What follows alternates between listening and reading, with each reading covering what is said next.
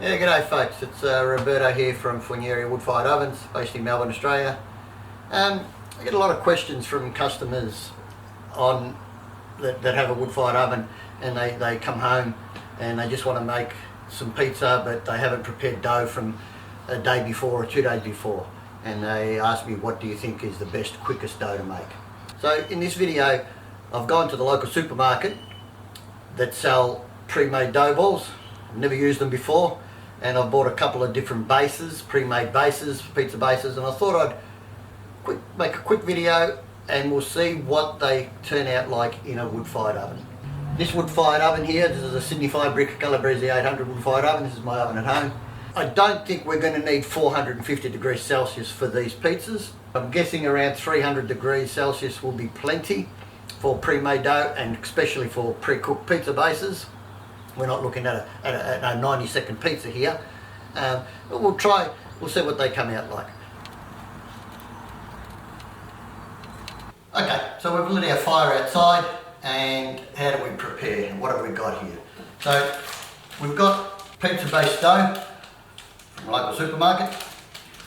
To prepare this, we'll take it out of its packaging,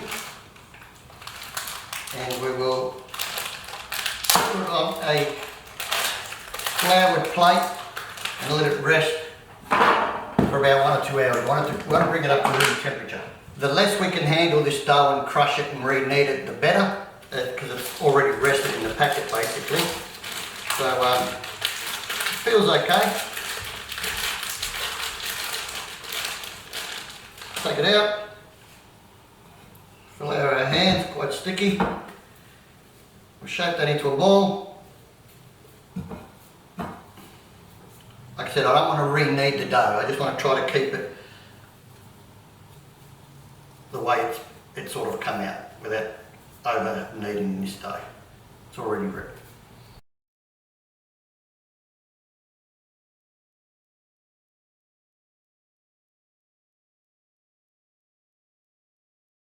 We'll cover them with some flag wrap. We're going to let these rest for 1 to 2 hours. Probably, in my case, it'll be an hour and a half. The reason we cover it, we don't want it to dry out and form a crust. If your pizza balls form a crust, when you go to stretch them, you'll see that crust all cracks, and it's no good. So, pizza balls are prepared. I've also got some pita bread, souvlaki pizza bread, so we'll try making one with that. And I've also got some stone bake, Indian style baked pizza dough, pretty firm, hard. We'll give it a go. For our sauce, you're going to need, the best I've found is the multi pulpa.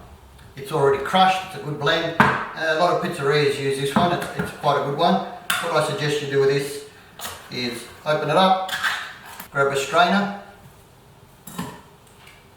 pour it into your strainer. You can see that's quite a good tomato sauce, beautiful tomato sauce. Put it in your strainer, and you can, I don't know if you can see that, but that's a lot of water coming out of there. So we want to strain it and we want to get that water out. If you don't get that water out when you make a dough at home, or maybe these dough balls, I don't know yet, but it's just becomes too soggy. So just a quick strain, get that water out, and that's your sauce. And the last thing we do is mozzarella. So there's 2 types of mozzarella. There's the fresh mozzarella balls, they come in a little tub with inside some liquid, and there's the mozzarella balls that, growing up here in Australia, I always thought this was mozzarella. I always thought cheese was yellow. So this is cow's milk mozzarella. It's white. The pre-made stuff, the dry stuff in packets, is yellow. It's got a lot more salts and stuff added to it, which is why it goes yellow, to preserve it. So that's a good last resort. It gives you a whole different taste. But we'll be trying this mozzarella bubble here. So what I suggest you do with these are grab it. Once again, tip the water out. And what you got here is a beautiful beautiful white fleshy ball of mozzarella. Look at that. Break it open, and I like to break this up and also get some of the liquid out. It's milk that it's in these, so I just break it up and let the cheese is done, sauce is done, doughs are done, we're done. Have a drink. Fire's roaring out there, I can see it. I'll wait another hour or so, hour and a half, and we'll make the pizza. Okay, so my fire's ready. My base is around 260 degrees Celsius and the dome's around 270 degrees Celsius. I haven't got it up to the full heat. I don't think we need to for this, but we'll see how we go. This is a demo. So I'm actually quite excited to see what's going to happen, so I can't wait to, the first one I'm going to try is this pre-made dough ball from the supermarket. So it's been over an hour and a half, it's been resting. We're just going to stretch this out.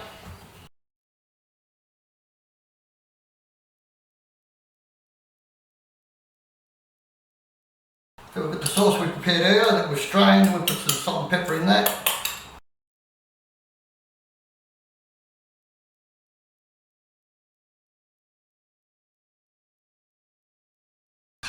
Put a little bit of olive oil on that.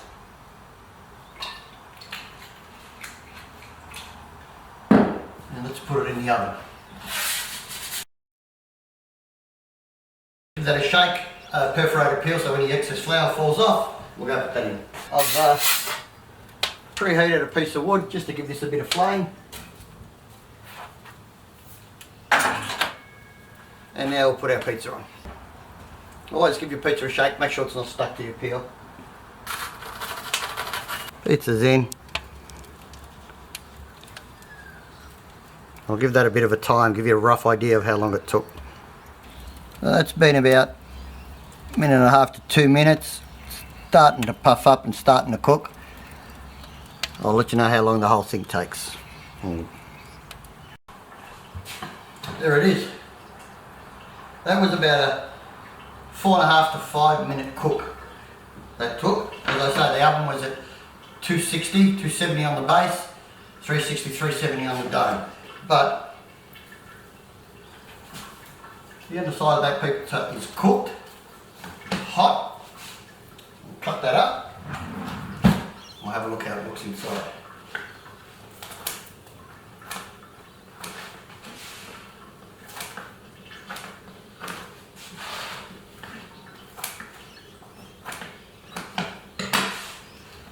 I tell you what, it looks extremely edible.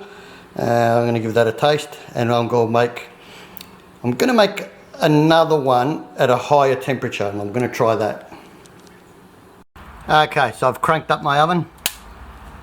I just measured the floor. I've got the floor around the 300-ish now. The dome's coming up to around the 400s. Just thrown a few bits of wood on there. I'll tell you something, if you haven't got yourself a wood rack, get one. Just the way the air gets underneath that, and I've just thrown a few bits of wood on there, and if you have a look at that flame, how it's just getting chucked over that dome, magnificent. You can't get this effect if the wood's just sitting on the ground. Get yourself a wood holder, get some air under that wood, it'll save you on wood, and it just makes the oven performance so much better. I'm going to go and get that next pizza ready. We'll try it at a hotter temperature now. Let's try the next pizza dough.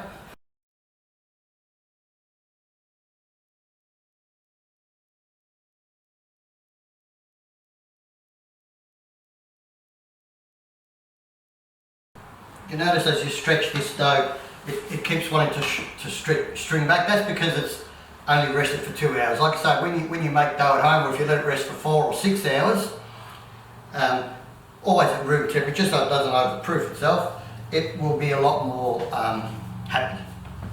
Okay. Okay, so here it is. That was a 3-minute pizza. Floor at around 300, dome at around 400. The first pizza floor was around 250, dome was around 350.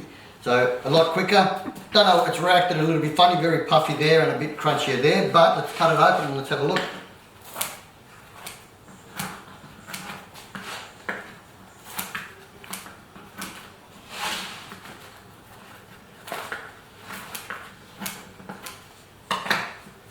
Come and have a close-up of this.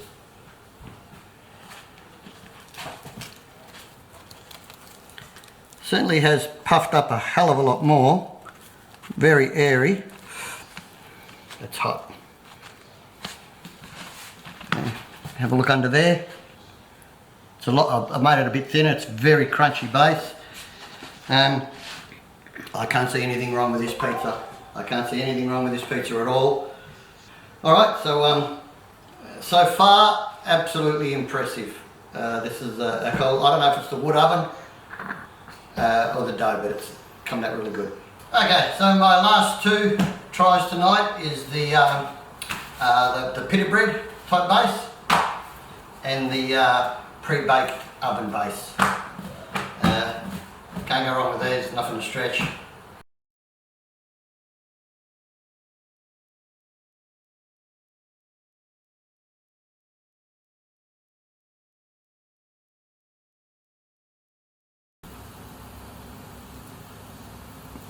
Pretty dark in the oven, but these pizzas are being cooked on the base of 250 and the dome's at around 350. As you can see, there's no flame. Fire's died down. I'm assuming these will take around about, I don't know, 5 to 10 minutes. We'll find out when the bottom looks nice and crunchy. Okay, so here's our last two. So this was the pre-baked base from the supermarket, and this was the pita bread type base from the supermarket. Underneath, quite cooked, pretty good. Underneath, quite cooked, pretty good. Probably overdid it a little bit on the cheese. Cut them up.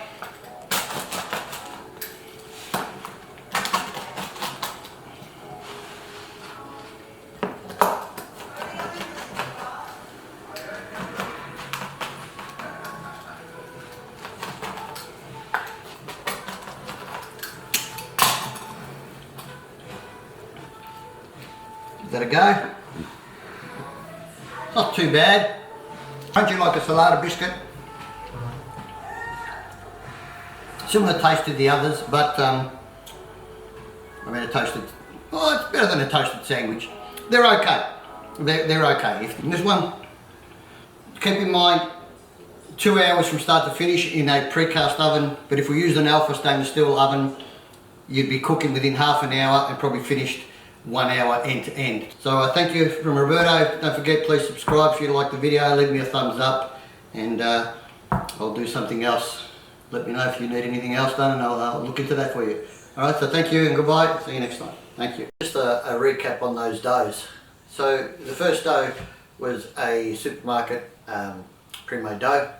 We cooked it with a base of 250, dome 350, cooked in about 5 or 6 minutes, I believe, from memory. It was quite good. It was quite heavy, quite doughy, but quite good, quite acceptable. The second one with the same pre-made dough ball, we cooked it base of 350, base of 300, sorry, dome of 400. It was a lot better, a bit more airy, a lot more bubblier and fluffier. And then the other two were the pita bread and the pre-cooked base. Of the four, the Coles dough, pre-made dough ball, cooked at the higher temperature of 300 and 400, probably next time we'll try 350, 450 full temperature, was the best of the bunch. If I was in a hurry, I would probably use that again, as I wouldn't do with any of the others. I must say that an hour after, which is about an hour that we've eaten, I feel quite bloated. There's a lot of preservatives, I assume, and probably a fair bit of yeast in these doughs. They are heavier doughs. You do feel a bit bloated. That's my review.